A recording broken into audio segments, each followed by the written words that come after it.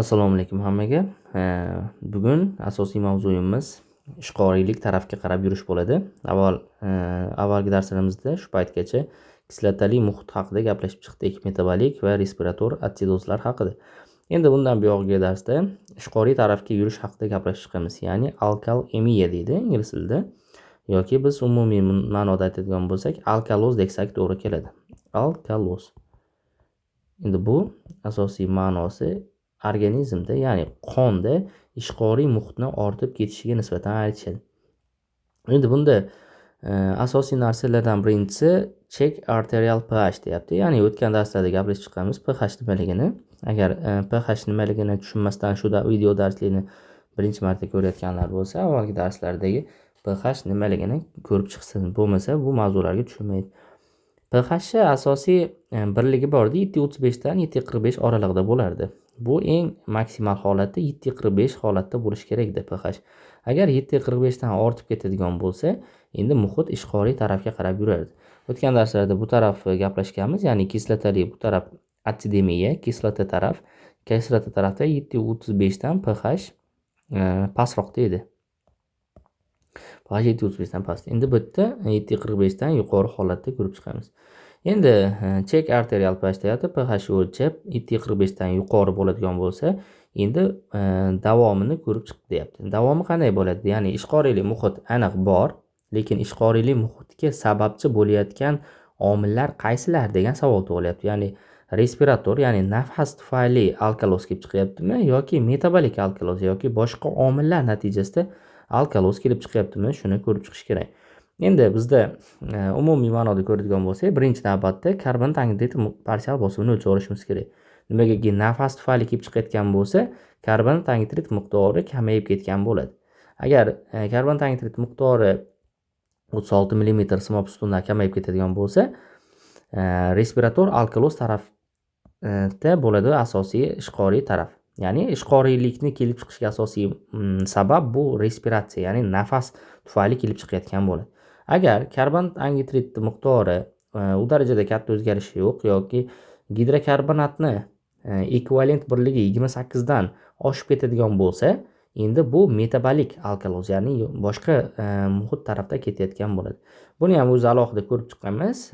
Urindagi, ya'ni siydikdagi xlorid holatiga qarab turib saline resistant yoki saline responsive ga ajratiladi. Ya'ni natriy xlor bersa yaxshi bo'ladigan yoki natriy xlor quysa yaxshi bo'lmaydigan versiyalar bo'ladi. Bular haqida keyingi darslarda gaplashib chiqamiz. Asosiysi bugungi mavzuyimiz respirator alkaloz haqida gaplashib chiqamiz.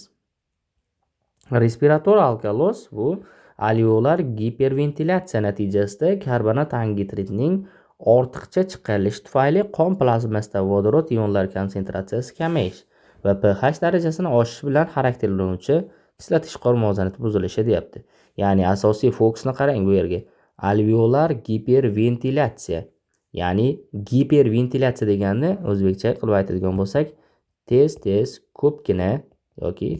ko'pgina nafas olyapti degani. Ba'zi holatlardagi hansirash ham to'g'ri keladi. Ya'ni tez ko'pgina nafas oladigan bo'lsangiz, organizmga kislorod kirishi ko'payib boradi. Kislorod kirishi ko'payib borsa, organizmda karbonat angidrid miqdori o'z-o'zidan kamayib boradi degani. Ya'ni giperventilatsiya bu yerda nazarda tutyapti. Mana karbonat angidrid chiqarilishi yuqori va natijada karbonat angidrid parsial bosimi kamayib ketayotganini nazarda tutyapti. Endi karbonat angidrid suv bilan reaksiyasini avvalgi darslarda ko'rganmiz. Karbonat angidrid suv reaksiyasida vodorod va gidrokarbonat reaksiyalari natijasida bu yo'lda vodorod agar ko'payib ketadigan bo'lsa, SO2 ko'paygan hisobiga kislotali muhit bo'lardi. pH ni bu tushirib yuborardi. U atsidemiya, ya'ni kislorod atsidozli muhitda vodorodni atsidozli muhitni berishini nazarda tutib olardik avvalgi darslarda. Endi bu darsda ko'ramiz mana shu reaksiyadagi karbonat angidridning kamayib ketishi. Natijada karbonat angidrid kamaysa, reaksiya chapga siljiydi. Chapga siljiydi degani bu tarafga qarab yurdi degani, natijada vodorod miqdori kamayib ketadi degani. Vodorod miqdori kamayishi o'z-o'zidan pH ni oshishiga sababchi bo'lib qoladi. Bu joyda ham ko'rsatilgan vodorod miqdori kamaydi, pH oshadi va natijada alkaloz yuz beradi. Natijada kompensatsiya uchun yoki reaksiya siljishi tufayli gidrokarbonat miqdori bu tarafda ham kamayib ketishini ko'rishingiz mumkin bo'ladi organizmda ham umuman. Endi bu tarafda ko'rishingiz mumkin nimani giperventilatsiyaga sababchi bo'layotgan asosiy narsalar nimalar. Birinchi navbatda anxiety hamda panic attackga olsak bo'ladi. Ya'ni anxiety bu xavotir, panic attack bu panika. Ya'ni vahimaga tushib qolish.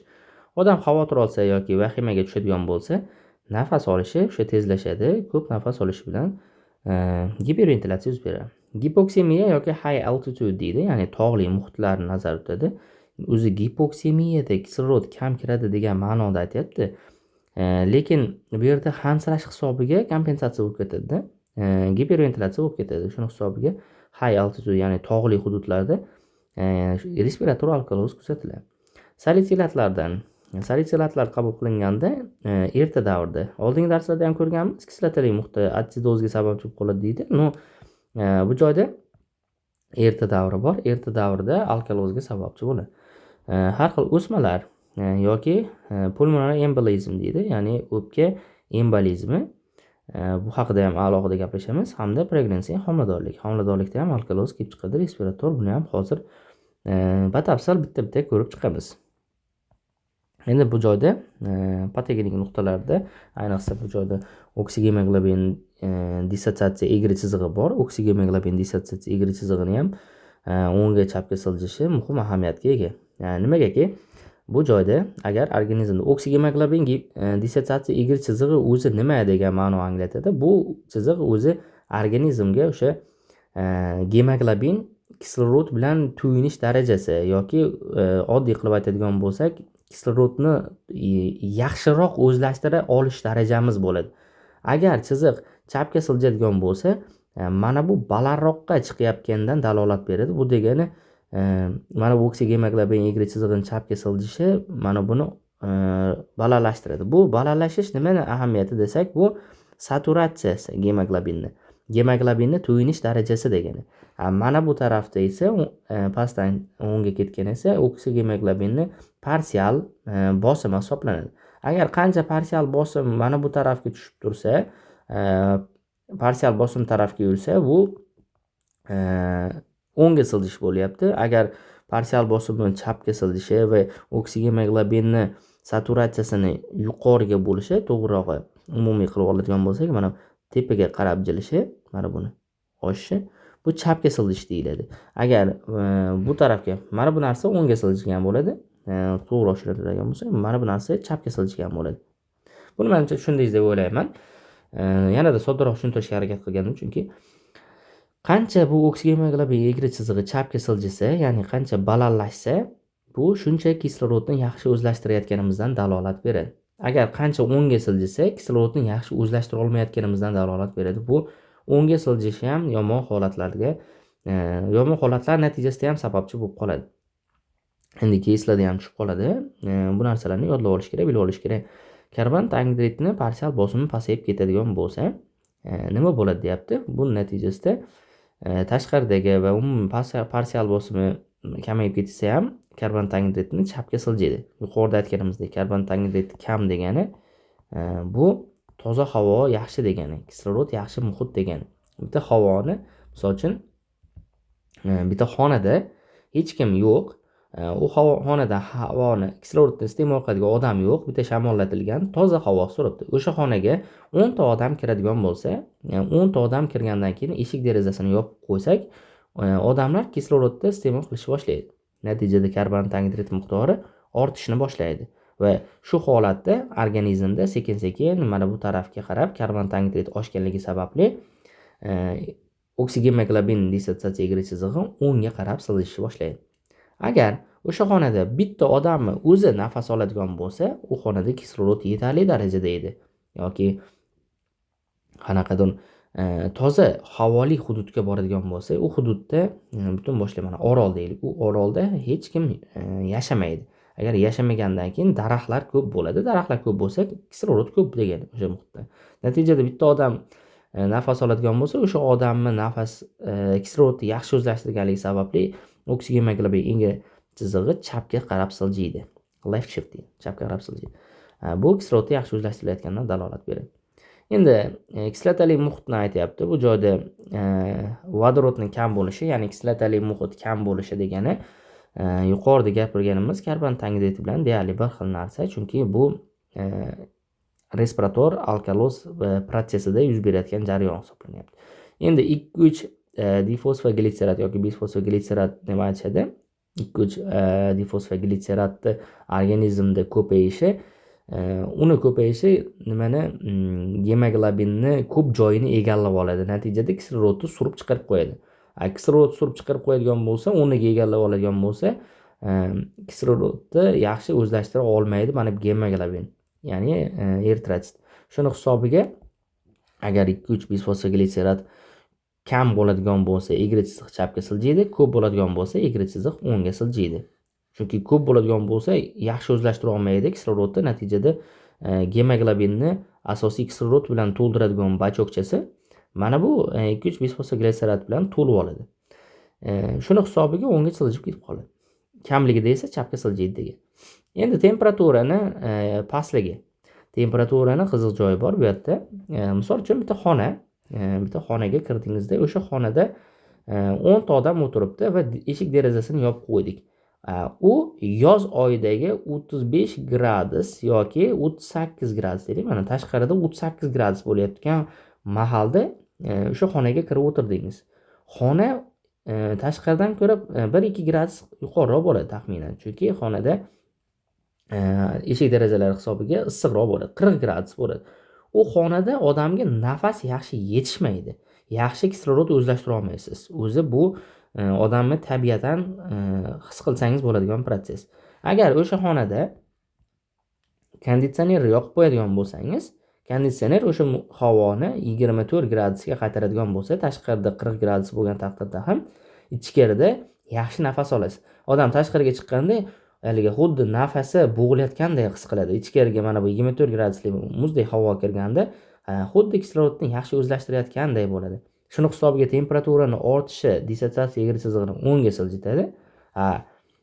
Nimani temperaturani tushishi chapga siljitadi. Shu orqali tasavvur qilib olsangiz ham bo'ladi. Endi fetal gemoglobinni borligi yoki buni ko'pligi deylik. Misol uchun bola tug'ilganda uni gemoglobinlari sekin-sekin adult gemoglobinga aylanish boshlaydi, lekin qisman fetal gemoglobin ham mavjud bo'ladi. O'sha fetal gemoglobin qancha ko'p bo'lsa, dissotsiatsiya egri chizig'i chapga siljigan bo'ladi. Sekin-sekin o'sha parchalanib fetal gemoglobin parchalangan sari HbA ga o'tishi boshlagandan keyin bu tarafga o'ngga qarab siljish boshlaydi, lekin o'ta chuqur darajada siljib olmasa ham fetal gemoglobinni darajasidan kamroq bo'lib qoladi baribir kislorodni o'zlashtirishi organizmda. Endi yana bir muhim patogenik nuqtalardan bittasi bu kalsiyning o'zgarishi. Ya'ni agar alkaloz muhit bo'ladigan bo'lsa organizmda kalsiy albuminga bog'lanish kuchayib ketadi. O'zi organizmda masalan qonda kalsiy erkin holatda yurishi mumkin va albuminga bog'langan kalsiy bo'lishi mumkin. Endi mana shu holatda agar alkaloz ishqoriy muhit bo'ladigan bo'lsa, mana bu tarafga qarab ko'p yurib qo'yadi kalsiy. Natijada qondagi umumiy kalsiyning miqdori kamayib ketadi va tetaniyaga sababchi bo'lib qolishi mumkin bo'ladi. Keyingisi kislorod dissotsiatsiya egri chizig'idagi mana bor effekti bor. Bu bor effekti vodorodni kamayish hisobiga, mana bu joyda aytdik, vodorodni kamayish hisobiga gemoglobin kislorodni qattiq ushlab turishi bilan namoyon bo'ladi. Gemoglobin kislorodni qattiq ushlab qoladigan bo'lsa, to'qimaga kislorod berilishi kamayib ketib qoladi. Mana shu joyi muhim. Endi high altitude, ya'ni balandlikka chiqqanda yoki toqqa chiqqanda gipoksiya vaziyati hosil bo'ladi. Ya'ni gipoksiya atmosferadagi kislorodni bosimini kamayib ketishi. Kislorod bosimini kamayib ketishi natijasida arterial kislorodni miqdori kamayib ketib qoladi. Ya'ni atmosferada kamagandan keyin parsial bosim ham kamayib ketadi. Bu parsial bosim deganda qondagi erigan kislorod nazarda tutiladi. Odatda parsial bosimni PA qilib qo'yadi. Mana PaO2 bor, PO2 bor. Mana bu PO2 yoki karbon tangidrotda ham xuddi shunaqa. Yuqorida bitta ikkita holatda PSO2 deganni parsial bosim deb ketdim. U baribir tashqarida kam bo'lsa, parsial bosim ham kam qoladi. Mana bu joyga o'xshagan mana bu PSO2, ya'ni tashqi atmosfera bosimidagi karbon tangidrot. Bu misol keltirganda to'g'ri tushuna oldingiz menimcha. Bu nimani atmosferadagi, mana bu atmosferadagi kislorodning kam bo'lishi, ya'ni tog'li muhitda gipoksiya bo'ladi deymiz, chunki kislorod kam bo'ladi u muhitda. Kislorodning kam bo'lganligi hisobiga arterial kislorod miqdori kamayib ketadi, ya'ni kislorodning parsial bosimi kamayib ketadi. Parsial bosim kamayib ketsa, karotid tana bor organizmda, bilamiz. Karotid vadi bu uyqu arteriyasini ikkiga bo'linib ketgan, mana ichki va tashqi uyqu arteriyasi bo'linib ketadigan mana bu zonada karotid vadi bor edi. O'sha karotid vadida xemoretseptorlar bor. Xemoretseptorlar kislorod kamayganini his qiladi va organizmga buyuradi nafas olishni tezlashtirish, ya'ni giperventilatsiyaga stimul beradi. Giperventilatsiyaga stimul bo'lganda karbon tangitrit miqdori organizmda kamayib ketib qoladi. O'zbekcha qilib aytganda mana bu joyda hansirash yuz beradi. Hansirash yoki chuqurroq nafas olish bo'ladi. Odam chuqurroq nafas oladi yoki hansiraydi. Natijada karbon tangitrit miqdori kamayib ketadi va respirator alkaloz yuz beradi. Endi bu joyda o'zi boshida karbon tangitrit ko'pligi hisobiga odam o'ylaydi atsidoz muhit. Atsidoz muhitni boshlanishidan biroz o'tgandan keyin o'sha respirator alkaloz bo'ladi. Shuning uchun keyslarda yuqori zonaga chiqqanda odamda hansirash bilan birgalikda tezda respirator alkaloz paydo bo'lib qolishini olishingiz kerak bo'ladi. Endi bu jarayonni 2-5 kundan keyin renal kompensatsiya qiladi. Bilamiz, renal kompensatsiya sraz bo'lmaydi, bir necha kun talab qiladi, chunki organizmda sidik ajratish tez emas. Bir kunda 2 litr, 3 litr atrofida uzoq ketsa sidik ajratadi odam. Undan oshiq ajratmaydi. O'rtacha normal holatda 1-1,5 litr sidik ajratadi. Endi 1-1,5 litr sidik bilan kompensatsiya qilish bu oson emas organizmda, chunki gidrokarbonat hammasini chiqarib tashlay olmaysiz. Shuni hisobiga gidrokarbonat sidikka chiqariladi, bu yerda renal kompensatsiyada va vodorod ushlab qolishga qaratiladi. Umumiy mexanizm pH normaga yaqinlashtirib qo'yiladi. Bu kompensator jarayoni.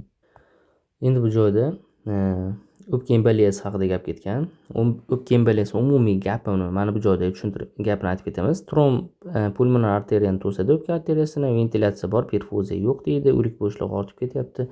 Bu jarayonlarni hozir videoda tushuntiraman. Bu tarafda rasmda, keyin gaplarini anglab yetib olsangiz bo'ladi.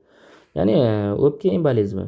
Mana bu o'pkada o'pka arteriyalari mana bu alveoladan o'tib ketadi va mana bu joyda bunday o'tib ketsa, bu tarafda o'pka venasi tarafga kislorodli qon boradi.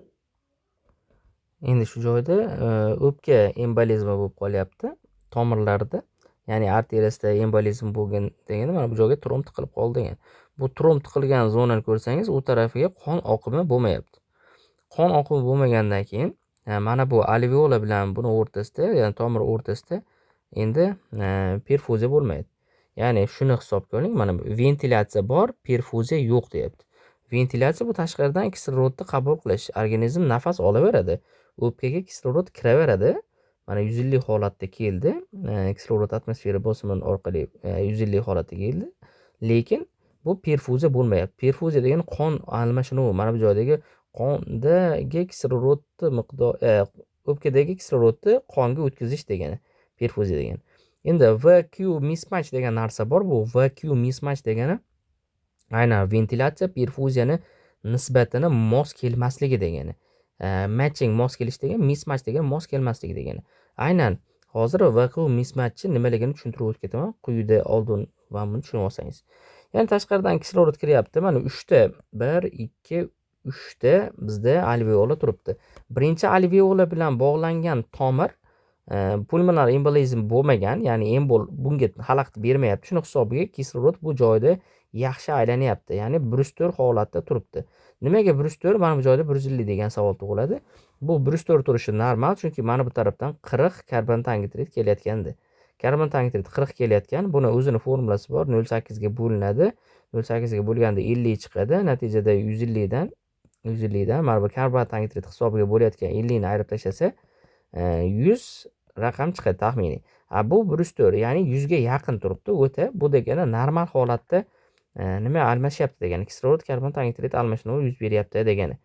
Endi bu tarafga o'tganda mana 70 ko'ryapsiz. 70 bo'lyapti. Bu tarafga o'tganda mana bu joyga umumiy kelganda umumiy PA degani yuqorida aytdik, ya'ni parsial bosim, qonda erigan kislorodning umumiy hajmi 66 ga teng bo'lib qolyapti.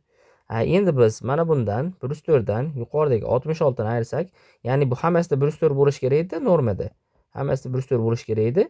Endi 104 dan 66 ni ayirsak 38 bo'lib qolyapti. Bu juda katta son. Bu katta son bo'lganligi sababli VQ mismatch deyapti. Aslida bu 38 holatda emas, bu 3, 4, 5 atrofidagi kichkina raqam chiqishi kerak edi. Ya'ni mana bu 66 emas, mana bu 66 emas, bu 100 atrofidagi raqam chiqishi kerak edi. 95, 100 atrofidagi raqam chiqishi kerak edi. Nimaga? Chunki mana bu joyda ham kislorodni o'zlashtirish kerak edi. Bu joyda ham kislorodni o'zlashtirib, umumiy mana bu kislorodlarni hammasini yig'indisi 100 ga teng bo'lishi kerak edi, o'rtacha sog'lom odamda. Lekin bu joyda 66 bo'lib qolyapti. Shuning uchun biz 104 dan 66 ni ayirsak 38, mana bu katta raqam chiqib ketyapti. Mana bu AA deb qo'yadi. Katta A bu alveoladagi kislorodni, mana bu kichkina A esa parsial, mana bu qonda ergan kislorodni umumiy gradientiga nisbatan olinadi. Shuning hisobiga ikkalasini razницasi, ya'ni farqi 38 bo'lib qolyapti. Bu 38 katta son. Odatda 104 normada mana 104 hammasida 104 bo'ladi. Biz jami 104 dan yuqoridagi nimani, ya'ni kislorod aytdim 100 keladi. 100 ni ayirib tashardik. 100 ni ayirganimizda razница, o'sha farq 4 kichkina raqam bo'lishi kerak edi. 4, 5 atrofida. Lekin bu yerda katta bo'lib keladi. Mana shu narsani VQ mismatch, ya'ni perfuziyani nimani, ventilyatsiyani perfuziyaga nisbatan deydi. Mana V ventilyatsiya, Q perfuziya degan ma'noni anglatadi. Shuni nazarda tutadi. Endi soddaroq qilib tushuntiradigan bo'lsak, bu joyda 104 normal holatda perfuziya bo'lyapti. Bu joyda perfuziya bo'lmayapti. Lekin kislorod yetarli darajada o'pka alveolarida bor. Mana o'pka alveolarida bor, lekin nima bo'lmayapti. Natijada o'lik bo'shliq ortib ketadi deydi. O'lik bo'shliq mana bu foydalanilmayotgan alveola ichidagi havo sifatida qarasangiz bo'ladi. Havoni mana bu joydagi yoki mana bu bo'shliqdagilarni o'lik bo'shliq sifatida qaraymiz. Bu bizga nafi tegmayapti deyarli degani bu joyda. Natijada gipoksemiya yuz beradi. To'g'ri, mana bu joyda ko'ryapmiz, kislorod 66 bo'lib qolyapti, chunki faqat bittasida o'zgarish perfuziya bo'lyapti. Shuni hisobiga 66 bu kichkina raqam. Bu degani gipoksemiya degani kislorod miqdori qonda keskin kamayib ketyapti degani. Va nafas markazida stimulyatsiya bo'ladi. Chunki kislorod kamayib ketsa, yuqorida aytdik, nafas markazini stimulyatsiya qiladi dedik. Va giperventilatsiya boshlanadi. Giperventilatsiya boshlaganda karbon dioksid miqdori tushadi. Bu qanday qilib? Mana bu joyga fokus ko'proq qaratadi degan. Fokus ko'proq bu yoqqa qaratadi. Mana bu joylar ishlamasligi ham mumkin, lekin fokusni mana bu joyga ko'proq qaratadi va mana bu joydan perfuziyani, ventilatsiyani oshirib beradi. Perfuziya, ventilatsiya mana shu joyda kattalashganda mana bu 66 ni yuqoriga ko'tarishga harakat qilib ko'taradi organizm. Lekin bu faqat early holat, ya'ni erta pulmonar embolizm. Dastlabki holatlarda odam tez-tez hansiraydi, ko'p chuqur-chuqur nafas oladi. Natijada organizm kislorodga bo'lgan ehtiyojini mana shu hansirash orqali, giperventilatsiya orqali to'g'irlaydi va shuni hisobiga karbon dioksid miqdori kamayib ketib, respirator alkaloz yuz beradi. Endi bu vaqtinchalik xolos, holat yumshaguncha, mana bu embol qanaqadir chiqib ketishi yoki erishi yoki shunga o'xshagan qanaqadir vaziyatgacha bo'lgan jarayon xolos. Lekin baribir keyingi bosqich og'ir bosqichga o'tib ketadi. Bu pulmonar embolizmni keyingi yoki og'ir bosqich sifatida qaraladi. Bu o'ng qorincha yetishmovchiligi, bu og'irroq bo'ladigan bo'lsa, o'ng qorincha yetishmovchiligi esa cardiac output, ya'ni qonni o't berishini kamaytirib yuboradi. Natijada shok holati yuz berishi ehtimoli bor. Endi karbon kislorod miqdori og'ir bosqichda kamayib ketadigan bo'lsa, organizm nima qilish boshlaydi? Anaerob glikoliz jarayonlarini boshlab yuboradi. Natijada laktat ko'payib ketadi organizmda. Laktat ko'payib ketadigan bo'lsa, to'qima gipoperfuziyasi sabab deyapti. Mana to'qimaga kislorod yaxshi kirmasa, anaerobda laktat ko'payib ketadi. Natijada metabolik atsidoz yuz beradi. Bu to'qimaning o'ziga nisbatan. To'qimada umumiy metabolik atsidoz laktat hisobiga ketyapti. Bu anion gap edi, o'tgan safar gaplashganmiz. Anion gap hisobiga metabolik atsidoz bo'lyapti, yuqori anion gapli, lekin baribir o'sha bilan birgalikda hansirash bo'ladigan bo'lsa, respirator alkaloz ikkalasi aralash holatda kelyapti. Shu bu joyda ko'ryapmiz, mana pulmonar embolizm degani ventilated, ya'ni ventilatsiya bo'ladi, nafas olaveradi odam, qancha nafas olgani bilan, lekin not perfused alveoli, ya'ni alveolada perfuziya bo'lmaydi degani. Shuni hisobiga redistributed blood flow qon oqimi qayta tashkillashtiriladi. Ya'ni mana bu joyda kuchaytiriladi dedimki, qon oqimini kuchaytiriladi. Natijada gipoksemiya va high AI gradient bilan birgalikda kechadi deyapti. Endi bu qon oqimini oshirilganligi respirator alkaloz olib keladi. Gipoksemiya mana shu jarayon hisobida bo'layotgan edi. Endi mana bu jadvalni ko'rib olish kerak, chunki aynan mana shu jadval keyslarda ko'p tushib qoladi. Mana shu jadval asosida berib qolishi mumkin. Misol uchun o'pka emboliyasini erta davri va og'ir davri. Bemorda yangi hosil bo'layotgan protsess bo'ladigan bo'lsa, bu erta davr sifatida qaraysiz. Anchadan beri mana shunaqa holat bo'ladigan bo'lsa, bu va bemorni o'ng taraflama yurak yetishmovchiligi bilan birgalikda shokka beradigan bo'lsa, og'ir pulmonar embolizmni olib ketsangiz bo'ladi. Endi bu joyda bosqichlarini ko'rdik. Asosiy o'zgarishlar pH, SO2, gidrokarbonat va kislorodniki. Erta bosqichida pH oshadi. pH oshadi chunki yuqorida aytdik, karbonat angidrid kamayyapti giperventilatsiya hisobiga. Hali mana bu normal, chunki respirator alkalozni srazu kompensatsiya qilmayapti organizm. Chunki buyrak 2-3 kunda kompensatsiya qiladi dedi, 2-5 kunda. Kislorod miqdori esa kamayib ketib qolgan bo'ladi boshida. Buni kislorodni oshirishga harakat qiladi organizm. Lekin o'pka nimasi ventilatsiyasi yuqori bo'lib, perfuziyaga ham yuqorilashtirishga harakat qiladi. Endi og'ir versiyada qanday bo'ladi? Og'ir versiyada pH odatda normalga qaytariladi. Nimagaki normalga qaytarilishi? Mana bu joyda respirator alkaloz bilan metabolik atsidoz birgalikda mixed holatga kelyapti. Shuning uchun ba'zida mixed bo'lsa, normal holatda bo'ladi. Agar laktat juda ko'payib ketadigan bo'lsa, metabolik atsidoz ustunlik qilib qoladi. Shuni hisobiga pH kamayib ketishini ham ko'rishingiz mumkin bo'ladi.